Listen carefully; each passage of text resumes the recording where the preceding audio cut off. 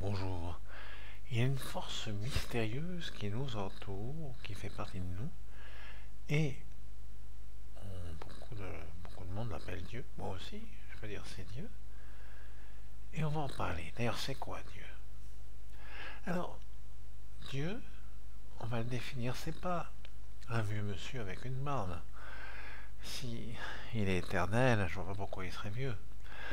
Donc il est ni né, ni près de la mort, donc c'est pas un vieux obligatoirement.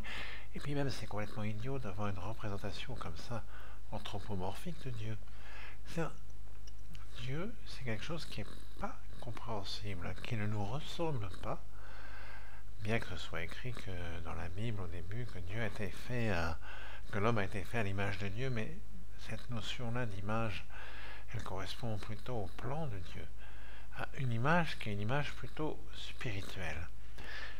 C'est-à-dire qu'il y a des corrélations entre nous et Dieu. D'ailleurs, je vais même vous dire mieux. La Kabbale explique que on est une partie de Dieu, ou même on est Dieu. On est une partie de Dieu. Bon, Dieu n'est pas subdivisible, mais on est une partie de lui.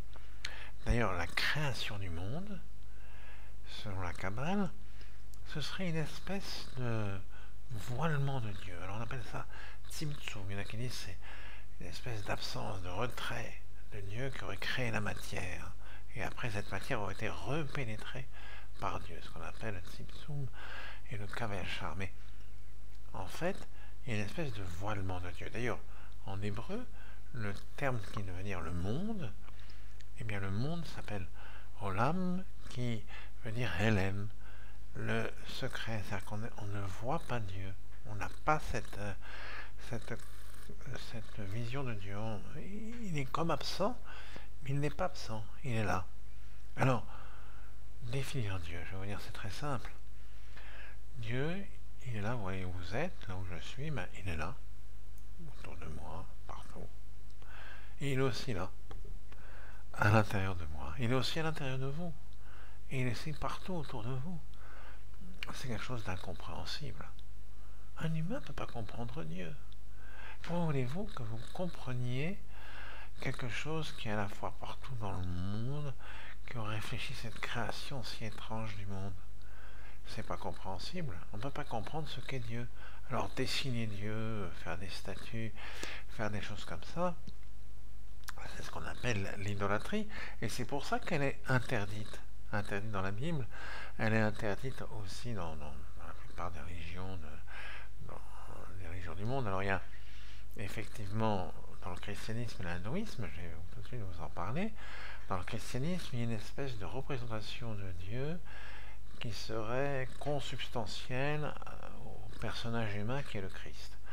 Alors, moi je dis que si Dieu, on dit comme ça que Dieu se serait incarné pour connaître la souffrance, Dieu sait très bien ce que c'est que la souffrance, parce que c'est lui qui l'a créé.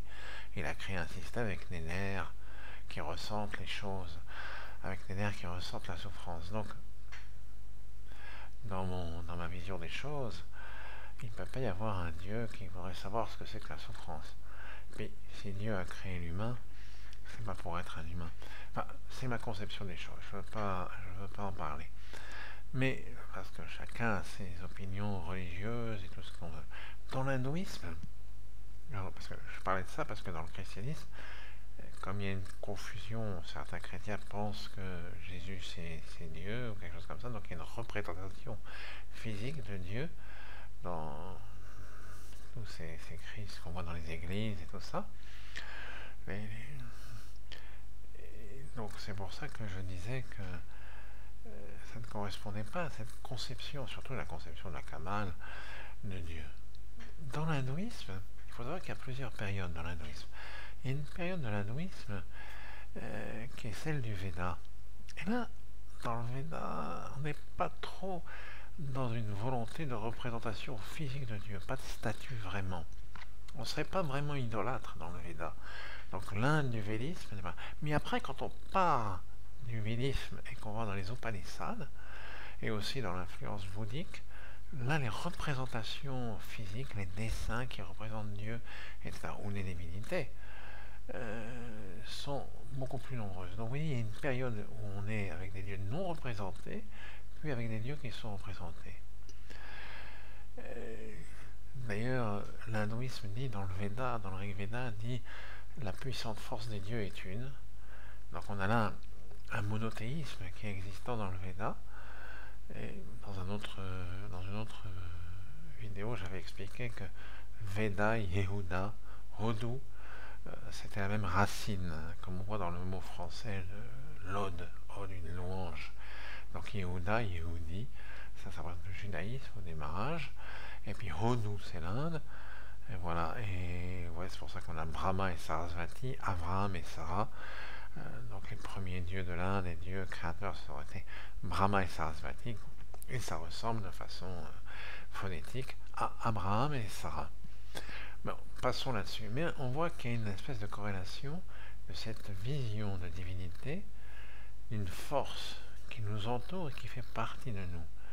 Alors, je vais faire après une autre vidéo où l'intérêt de la vidéo sera mais comment communiquer, comment parler avec Dieu.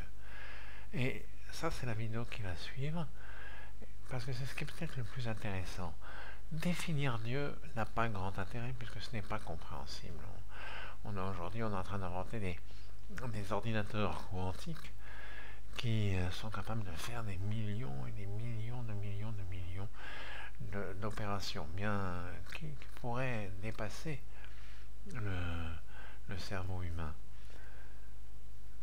Je vous dirai quelque chose plus tard là-dessus. Je ferai une autre vidéo pour expliquer ça.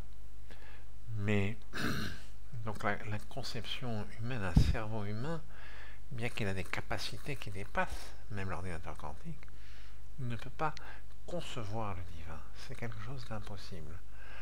Donc on ne va pas définir Dieu dans la prochaine vidéo, mais on va dire quelle est la fonctionnalité qu'on peut avoir, nous, par rapport à Dieu, ou nous, par rapport à une force.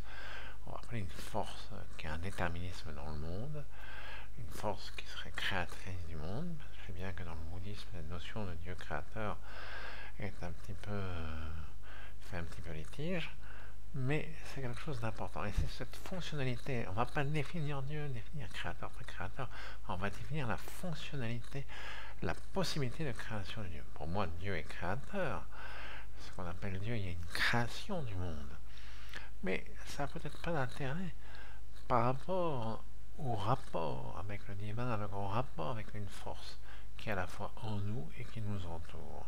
Vous voyez, une définition qui se trouve dans la Kabbale sur le thème de Pnimi et Ritsoni, ou Pnimi et Sovev, quelque chose qui entoure. D'accord? Alors, à la prochaine vidéo.